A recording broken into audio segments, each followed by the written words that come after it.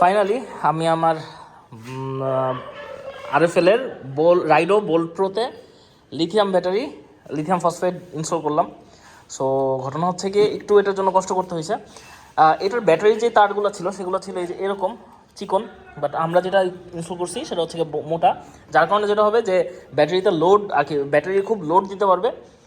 পরবর্তীতে আমি যদি চাই আমি মোটরও চেঞ্জ করতে পারবো, ইভেন ইফ আমি যদি চাই কন্ট্রোলারও চেঞ্জ করে আরও পাওয়ারফুল কন্ট্রোলার এবং আনলোড কন্ট্রোলার লাগাতে পারবো।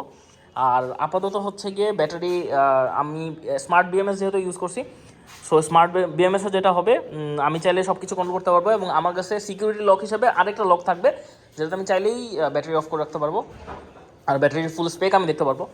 সো এই হচ্ছে গিয়ে আপাতত। আর এখানে কিছু মডিফাই করা লাগছে, সামনে স্পেস বানানো লাগছে এবং আরও কিছু কমপ্লিকেশনস আছে। আর এখানে আরেকটা কাজ আছে বাকি, সেটা হচ্ছে গিয়ে আমার এইটার চার্জিং কেবল হচ্ছে গিয়ে এটা, বাট আমি এটার মধ্যে ফাস্ট চার্জ এনেবল করবো।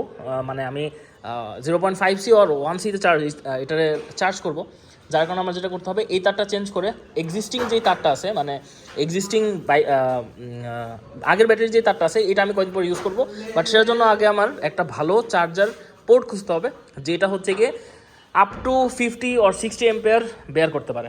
সো এই হচ্ছে গিয়ে আপাতত।